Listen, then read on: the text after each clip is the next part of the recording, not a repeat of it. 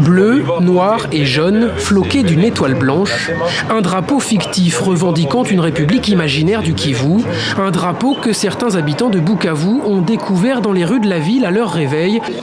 C'est là-bas que j'ai vu le drapeau, comme tout le monde. C'était surprenant. Outre ces drapeaux, les auteurs, encore non identifiés, ont même créé de toutes pièces une liste fictive d'un gouvernement. Ils plaçaient le prix...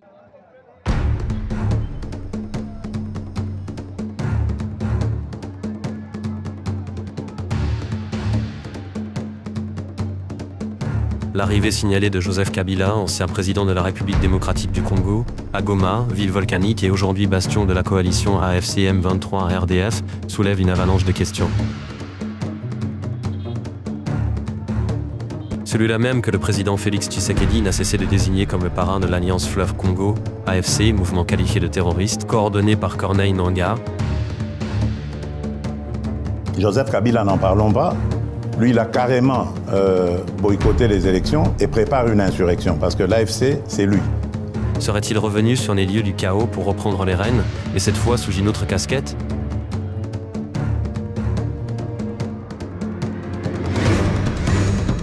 Comment celui qui avait, en son temps, combattu le M23 peut-il aujourd'hui solliciter la protection de ses anciens ennemis ? Une situation digne d'un scénario invraisemblable qui fait penser à ce proverbe glaçant.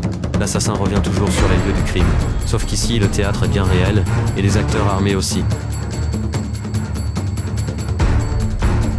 Faut-il alors voir dans la tribune d'Olivier Kamitatu, bras droit de Moïse Katumbi, une annonce prophétique ? Tel un Jean Baptiste des temps modernes, aurait-il préparé le terrain pour l'intronisation de Joseph Kabila en président de la République du Kivu, ce territoire fantasmé mais désormais militairement fragmenté ? En tant que fils de cette terre riche et complexe qu'est la République démocratique du Congo, j'ai eu l'honneur de présider le Parlement de transition qui a donné naissance à notre constitution actuelle. Cette expérience m'a révélé les défis profonds qui entravent notre nation. Aujourd'hui, fort de 20 années de recul et d'analyse, je suis convaincu que notre pays, avec ses 2,3 millions de kilomètres carrés, ses plus de 100 millions d'habitants, ses 250 groupes ethniques et ses 400 dialectes, ne réalisera son plein potentiel qu'en réinventant radicalement sa structure étatique. Olivier Kamitatu, porte-voix de l'opposant Moïse Katumbi, a signé une sortie médiatique qui secoue l'opinion publique congolaise et ébranle le microcosme politique, toutes tendances confondues. Mais que cache réellement ce texte ? À qui profite-t-il ? Et surtout, pourquoi maintenant ? Pour ceux qui n'ont pas le temps d'apparaître, de lire, votre chaîne Sanguerre vous propose cette version audio-vidéo de la tribune d'Olivier Kamitatu. Sanguerre refuse des philosophies, pas des détours, pas des fioritures. Il va analyser froidement, très froidement, chaque paragraphe de la fameuse tribune de Olivier Kamitatu.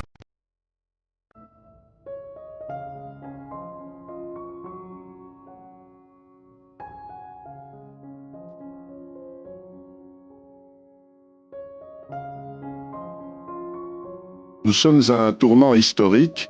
Malgré des richesses naturelles incomparables, nous faisons face à des crises persistantes, conflits armés, pauvreté généralisée et une gouvernance centralisée qui, malgré les promesses de décentralisation de 2006, n'a pas su transformer la vie de nos concitoyens.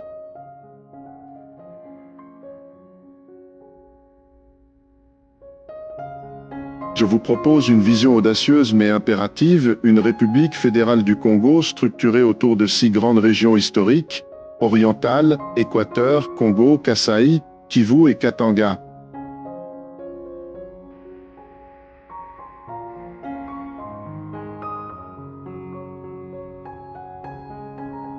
Plus qu'un simple redécoupage, cette transformation repense notre gouvernance en s'appuyant sur nos réalités culturelles, historiques et économiques. Une belle théorie, bien sûr, mais irréalisable dans un pays où l'immaturité politique reste endémique. Pendant qu'il déroule sa tribune, nous apportons les faits, que l'on ne s'y trompe pas. Ce découpage est prévu depuis 2006 dans l'article 2 de la Constitution, précisément pour ces raisons. S'il lui semble aujourd'hui inefficace, c'est simplement parce que sa mise en œuvre a été sciemment retardée par Joseph Kabila, alors président de la République, et allié de son patron Moïse Katumbi. À cette époque, silence radio. Ce n'est qu'une fois leurs intérêts bousculés qu'il s'est mis à vilipender Kabila, comme en témoignent d'ailleurs ces vidéos. Nous condamnons avec la plus grande fermeté cette stratégie criminelle. Elle révèle, pour ceux qui en doutaient encore, le vrai visage de Joseph Kabila, qui sacrifie des vies d'innocents pour parvenir à son objectif de pouvoir à vie. Debout, Congolais. Refusons ces manœuvres macabres. Exigeons le départ d'un régime illégal, illégitime, incompétent et criminel. Aujourd'hui, le peuple congolais n'est pas naïf. On ne peut pas lui faire croire et prendre des vessies pour des lanternes. Un jour, on dit 504 jours, 300 jours. Tout ça, c'est pure fabrication pour un glissement à nouveau et laisser le Congo dans l'illégalité, l'illégitimité de Joseph Kabila. Il n'en est pas question. Le Congo n'est pas le butin de guerre de Joseph Kabila. L'orage gronde, le peuple va se lever. Il lui appartient maintenant de se mettre debout. L'article 64 de la Constitution, est brandi aujourd'hui non seulement par l'opposition dans son ensemble, par les mouvements citoyens, Lucha, Filimbi, les Congolais debout, Moïse Katumbi, Félix Tshisekedi. Tous ensemble, nous en appelons aujourd'hui à une grande prise de responsabilité. Tant que Joseph Kabila sera là, il n'y aura pas d'élection au Congo. La récente tribune signée par Olivier Kamitatou, ancien président du Parlement de transition et actuel porte-parole de Moïse Katumbi, publiée dans le journal La Libre Afrique, suscite à juste titre des interrogations profondes sur l'avenir de l'unité nationale. Sous couvert d'une proposition de réforme structurelle audacieuse intitulée République fédérale du Congo, nouveau défi, nouveau pays, Kamitatou expose en réalité les linéaments d'un projet politique bien plus dangereux. Celui de la balkanisation de la République démocratique du Congo, avec en toile de fond l'émergence d'un État parallèle dans l'Est, la République de Kivu, projet anciennement désigné sous l'appellation de l'Empire Hutu. Bleu, noir et jaune, floqué d'une étoile blanche, un drapeau fictif revendiquant une république imaginaire du Kivu, un drapeau que certains habitants de Bukavu ont découvert dans les rues de la ville à leur réveil, au lendemain du 60e de l'indépendance de RDC. C'est là-bas que j'ai vu le drapeau, comme tout le monde. C'était surprenant. Outre ces drapeaux, les auteurs, encore non identifiés, ont même créé de toutes pièces une liste fictive d'un gouvernement. Ils plaçaient le prix Nobel de la paix, le célèbre Denis Mukwege, au rang de ministre de la Santé, mais le principal intéressé dénonce une manœuvre illégale effectuée sans son consentement. Je tiens à attirer l'attention de notre population sur le piège que cachent ces fallacieux projets d'indépendance du Kivu. Objectivement, c'est une énième tentative de déstabilisation et de démembrement de notre pays. Même son de cloche du côté des autorités provinciales. Quand on voit ça entre vos mains, on sait déjà que c'est sous contrôle. Le gouverneur du Sud Kivu condamne fermement et assure que les responsables seront traduits en justice.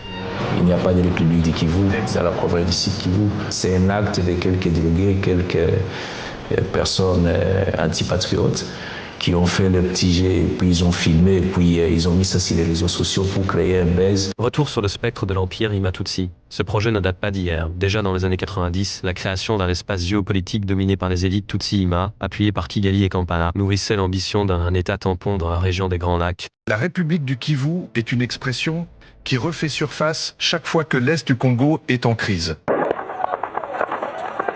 La panique des réfugiés congolais sur fond d'affrontements entre les rebelles du M23 et les soldats de la République démocratique du Congo, à Goma. Le pouvoir central refuse de négocier avec les insurgés. Kinshasa accuse le Rwanda voisin d'être à l'origine du soulèvement. L'armée congolaise aurait d'ailleurs procédé à des tirs au-delà de ses frontières. La présence de l'une des plus importantes missions de paix des Nations Unies dans ce secteur ne parvient pas à sécuriser la région. Elle fait référence à un projet de balkanisation consistant à détacher les provinces orientales de la RDC, notamment le Nord Kivu, le Sud Kivu et le Maniema, pour créer un État autonome ou satellite dirigé par des élites proches du Rwanda et de l'Ouganda. Certains vont plus loin en parlant de l'Empire Hutu, un concept forgé sur des bases ethnopolitiques et géostratégiques.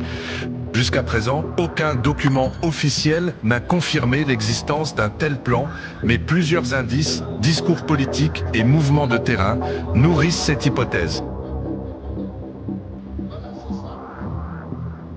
Bien entendu, si d'aucuns appellent avec insistance au retour des 11 provinces, un débat doit être organisé et une large consultation menée afin d'expliquer la nécessité de rompre avec le passé et de favoriser le regroupement dans des États viables.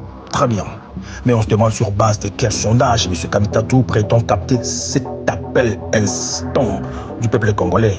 Serait-ce Bercy, sa propre maison de sondage, qui en serait à la fois l'émetteur, le destinataire et l'interprète? Ironie du sort. Ce qu'il oublie surtout de dire, c'est que la forme d'un État n'est pas un sujet de chronique politique, mais une affaire strictement encadrée par la Constitution. Le président Félix Tshisekedi, lui, a eu le courage d'appeler à une réflexion nationale pour adapter la Constitution aux réalités du pays. Il est peut-être temps d'engager une réflexion nationale sur une réforme constitutionnelle afin d'éliminer les failles qui ralentissent le fonctionnement de notre appareil étatique. Cette démarche consiste uniquement à lancer une initiative visant à inviter nos compatriotes à une réflexion sincère pour bâtir un cadre institutionnel plus adapté aux réalités et aux aspirations de notre peuple.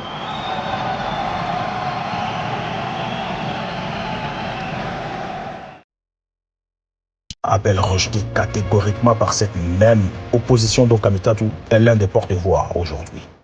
Pire encore, ce simple débat a suffi à faire ressurgir des tensions, notamment dans l'Est, avec la réactivation de la guerre orchestrée par la coalition AFC M23 RDF, appuyée par le Rwanda.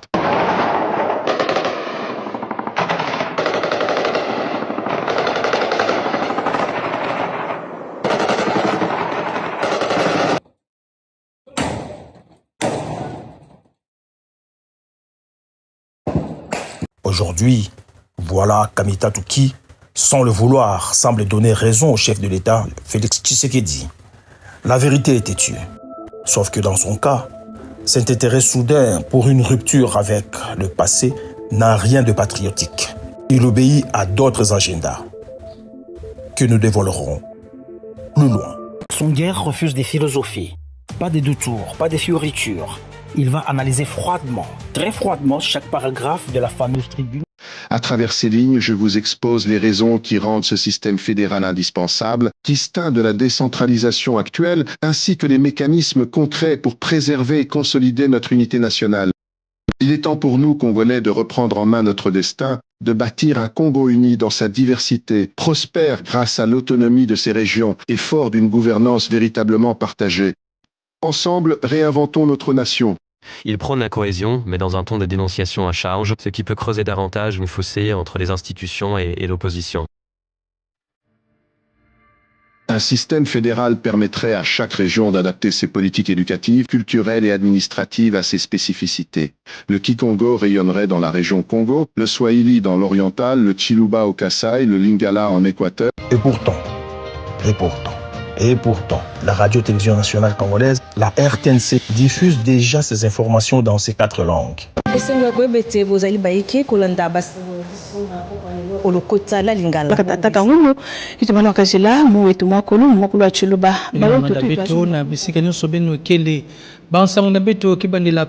Desturi kuweza kutangazia habari zetu katika lugha bora tukufu la Kiswahili. Tunawakaribisheni kuingia kuweza kufuata RTNC tokea mji mkuu wa Kinshasa bila kubaleta fungulo kurasa habari zetu. Une politique inclusive pour permettre à chaque Congolais d'apprendre, de comprendre et de s'exprimer librement. 4 langues, 4 zones culturelles, un seul peuple. Pourquoi chercher à les diviser? Le français restant notre lien commun. Cela sent à plein nez la perche tendue à l'Organisation internationale de la francophonie et par ricochet à Emmanuel Macron, président français, protecteur de facto de Paul Kagame, afin de se maintenir en ses bonnes grâces et poursuivre en toute impunité leur entreprise criminelle.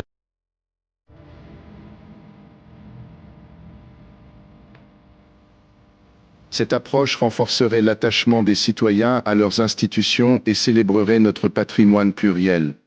La taille de notre pays rend la centralisation inefficace, voire contre-productive. Comment Kinshasa peut-elle répondre aux besoins d'un village minier à Kolwezi, d'une communauté rurale à Mbandaka ou d'une zone frontalière à Goma? Un système fédéral doterait chaque région d'un gouvernement autonome porté par des leaders élus ancrés dans les réalités locales. Ce projet fédéral, présenté comme une solution de sagesse, devient douteux lorsqu'il est brandi depuis les coulisses d'une rébellion. In tempora suspecta. Le timing interroge. Le canal dérange. Ces autorités auraient les moyens et le pouvoir de décider en matière d'éducation, de santé, d'infrastructure et de développement, offrant une gouvernance de proximité, réactive et responsable face aux citoyens.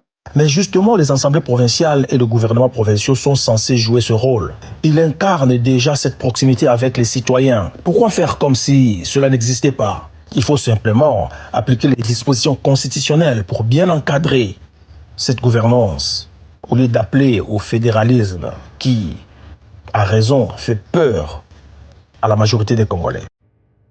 Nos ressources naturelles, gérées de manière centralisée, sont devenues une malédiction, leurs revenus rarement redistribués équitablement.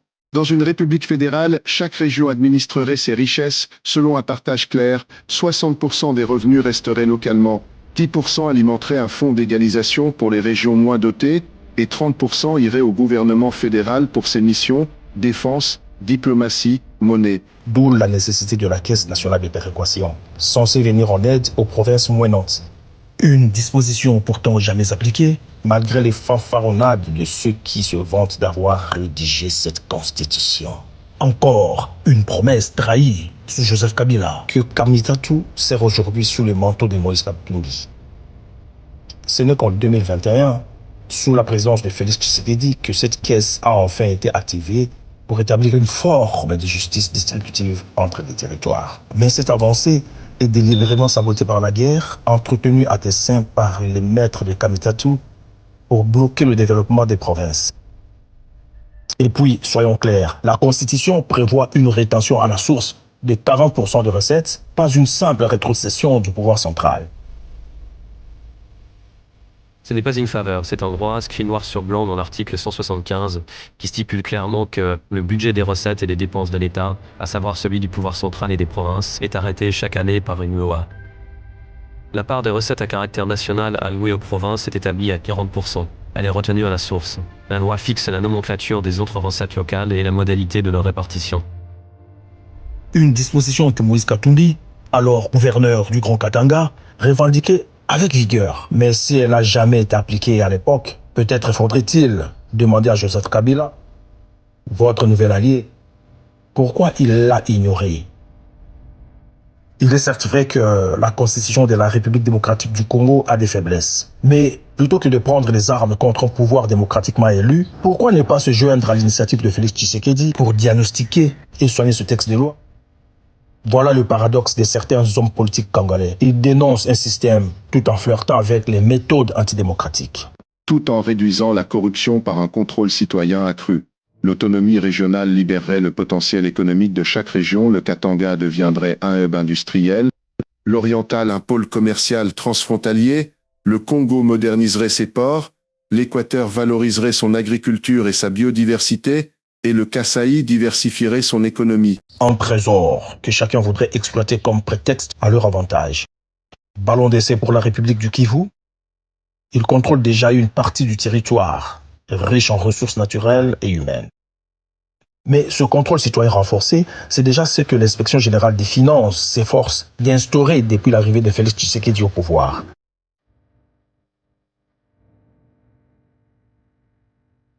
Des fédérations comme l'Allemagne ou le Nigeria montrent que cette dynamique stimule l'innovation et la croissance. Dans l'Est, où les conflits perdurent, une gouvernance fédérale investirait dans la sécurité et le développement, avec des autorités locales capables de négocier, réintégrer les ex-combattants et stabiliser les zones troublées.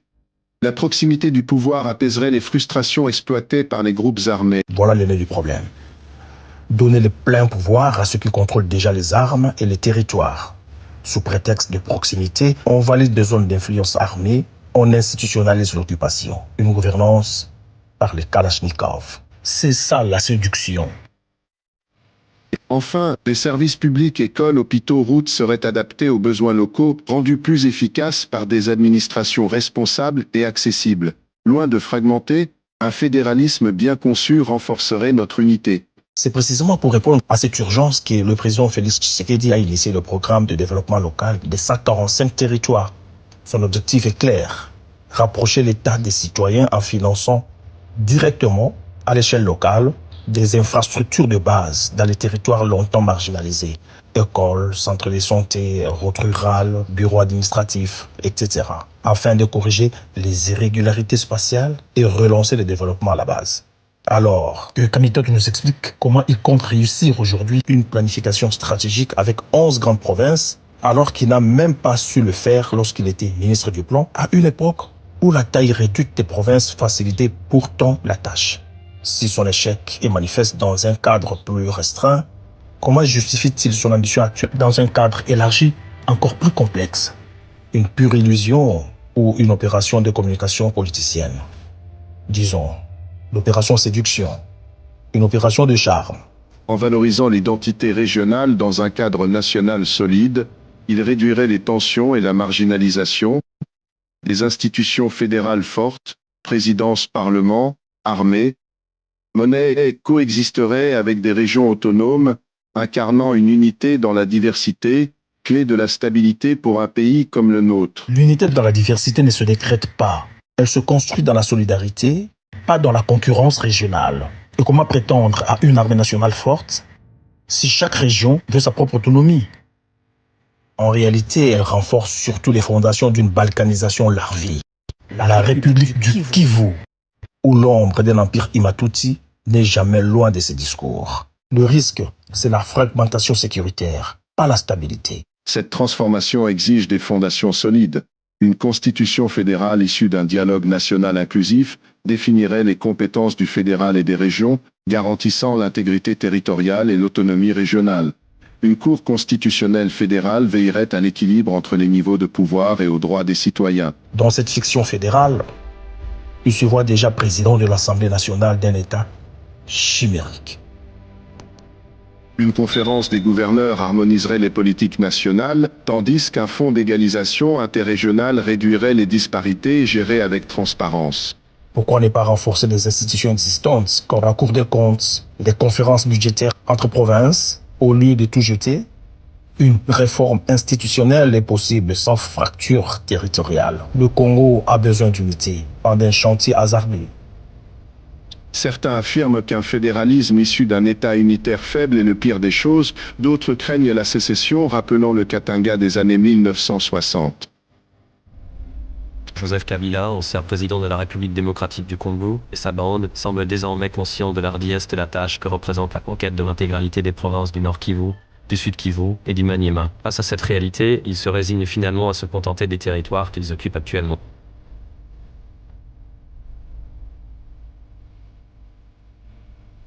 Mais attention, ce repli stratégique est loin d'être anodin. Il dispose désormais de 2 aéroports clés, celui de Goma, celui de Bukavu. Katumbi, lui, se pourlèche sûrement les lèvres. Et si cela ne suffisait pas, il pourrait bien se rabattre sur l'aérodrome de Mulonde, situé dans la province du Haut-Katanga, au sud-est de la République démocratique du Congo. Bien que les travaux de réhabilitation aient été suspendus par l'État congolais, l'hypothèse de sa réactivation reste plausible. Avec ses points d'accès aériens stratégiques, Katumbi pourrait faire ce qu'il sait faire le mieux, le commerce, ou plus exactement le trafic illicite de minerais, dans une région où les lignes entre ambitions économiques, politiques et militaires deviennent de plus en plus troubles. En effet, un journaliste congolais, Eric Wemba, pour ne pas le citer, a récemment alerté Kinshasa sur une éventuelle attaque armée dans l'ex-province du Katanga, supposément menée par Joseph Kabila. Kabila a été obligé par Kagame de s'assumer comme chef du M23 et de l'AFC. Il continue à nier, mais les choses sont beaucoup plus claires aujourd'hui. Kabila annonce son retour au pays via la partie orientale de la RDC. Alors on peut croire que peut-être il va être à Goma ou dans quel, mais nous venons vous donner l'information la plus fiable. Kabila décide de retourner au Congo en attaquant les Grands Katanga. Il a préparé une attaque vers les Katanga pour revenir au Congo, avec l'appui des armées étrangères. Il va attaquer les Grands Katanga. Prendre les Grands Katanga, asphyxier Kinshasa pour obliger Tshisekedi soit à partir, soit de négocier avec lui. Il va être les seules interfaces de Tshisekedi, il estime que l'affaire de Nanga prend tellement du temps, Kabila prend les gros risques d'attaquer les Congo par les grands Katanga pour reprendre le pouvoir. Nous alertons les Katangais à se mobiliser contre cet homme qui n'a jamais travaillé pour l'intérêt du Congo, qui aujourd'hui va prendre des étrangers pour tuer des Congolais pour prendre le pouvoir. Nous devons refuser son retour au pouvoir. De quoi alimenter davantage les soupçons autour de certaines complicités souterraines. La récente alerte lancée par le journaliste Eric Wemba sur une possible attaque visant la province du Katanga semble prendre une tournure inquiétante. À peine quelques heures après cette annonce, une lettre émanant d'une coalition politico-militaire, l'Alliance pour la République du Katanga, a été massivement diffusée sur les réseaux sociaux. Dans ce document officiel, l'ARC appelle ouvertement à la mobilisation des forces katangaises, ex-gendarmes, chefs coutumiers, jeunes, femmes et combattants rebelles, pour la lutte armée en faveur de l'indépendance du Katanga. Elle revendique sa légitimité sur base de la constitution katangaise de 1960, déclarant le Katanga comme un État indépendant et souverain.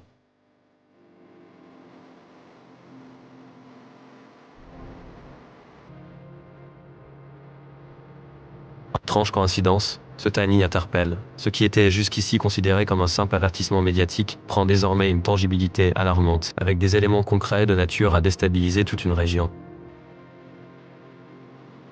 Ces crises venaient d'une décolonisation chaotique et d'ingérence extérieure, non du fédéralisme. Une constitution claire et une armée nationale forte préviendront ce risque.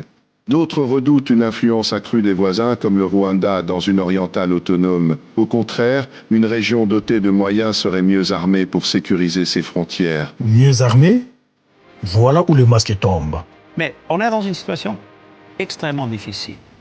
Vous voyez, l'M23. L'M23 a été, comme vous savez, la raison de ces dernières manifestations. Le fait que les Nations Unies ne sont pas capables de battre l'M23.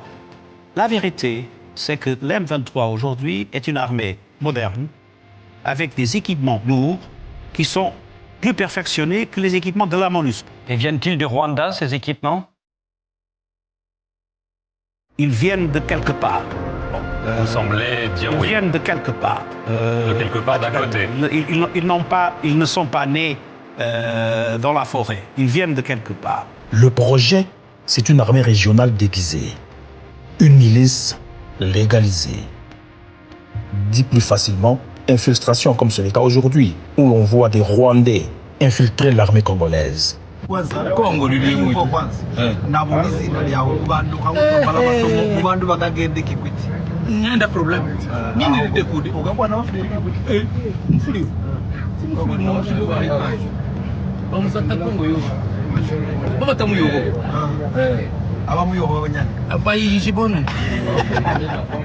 Parce que les militaires dont il parle sont en réalité des éléments venus d'ailleurs.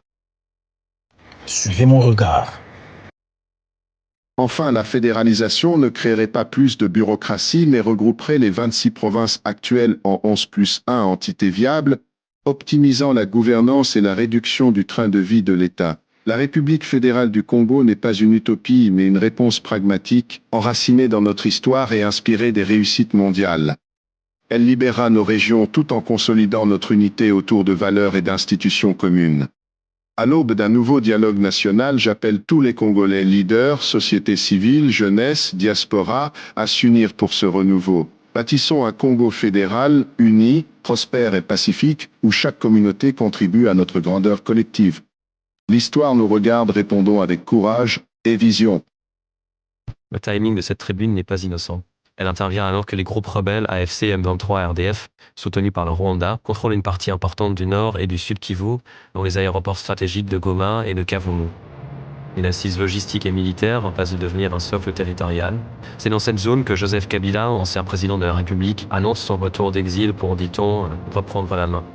Tout porte à croire que la vision fédéraliste défendue dans cette tribune ne vise qu'à institutionnaliser un contrôle régional durable, transformant de facto un territoire conquis militairement en une entité politico-administrative reconnue. Les éléments de langage sont bien rodés. Autonomie régionale, gestion locale des ressources, identité culturelle renforcée, justice distributive, mais le front est limpide. La République du Kivu est en gestation, avec comme futur président Joseph Kabila et comme président d'une future assemblée régionale ou nationale, Olivier Kamitatu lui-même, qui joue ici le rôle d'idéologue. Ce rêve, plusieurs fois avorté, semble aujourd'hui se parer de la tour constitutionnaliste, mais les méthodes sont les mêmes. Infiltration, militarisation, manipulation de l'opinion, puis reconnaissance progressive de structures parallèles. Si la centralisation a ses défauts, elle reste le dernier rempart contre la fragmentation de notre pays continent. Félix Tshisekedi l'a bien compris, et c'est la raison pour laquelle il a choisi une approche pragmatique. La décentralisation par le développement, à travers des projets structurants comme le PDL 145T, la réforme de la caisse de péréquation et la lutte contre la corruption avec l'inspection générale des finances, IGF. Ce que Kamitatu présente comme une révolution n'est autre qu'un habillage idéologique d'un vieux projet de partition du Congo, soigneusement mis en œuvre à partir de l'Est et avec le soutien silencieux d'un Kabila revenu de l'ombre. Il est paradoxal de voir ceux qui ont contribué à la ruine de l'État, 18 ans de gestion clanique sous Kabila, corruption endémique, effondrement des infrastructures, abandon de projets agricoles comme Bukanga Lanzo, prétendre aujourd'hui apporter des solutions. Kamitatu, qui se vante d'avoir contribué à l'élaboration de la Constitution de 2006, oublie que c'est sous son régime que l'article 175 n'a jamais été appliqué, que la caisse de péréquation est restée vide et que les provinces ont été vidées de toute autonomie réelle. Ce document n'est pas une simple tribune politique, c'est un signal d'alarme. Une tentative de préparation des esprits à une future acceptation de la partition du pays, un ballon d'essai lancé dans l'opinion publique. Il appartient aux patriotes, aux intellectuels, à la société civile et à toutes les forces vives de la nation de contrecarrer ce discours et de défendre l'intégrité du territoire national. D'ailleurs, Prince Opengue, président du parti politique ADD et allié de l'opposant Martin Fayulu, a réagi sur son compte X en des termes expliquant mieux la nature de cette tentative. Le fédéralisme n'est qu'un qualificatif sexy du mot balkanisation. Même avec de la vaseline, M. Kamitatu, ça ne passera pas.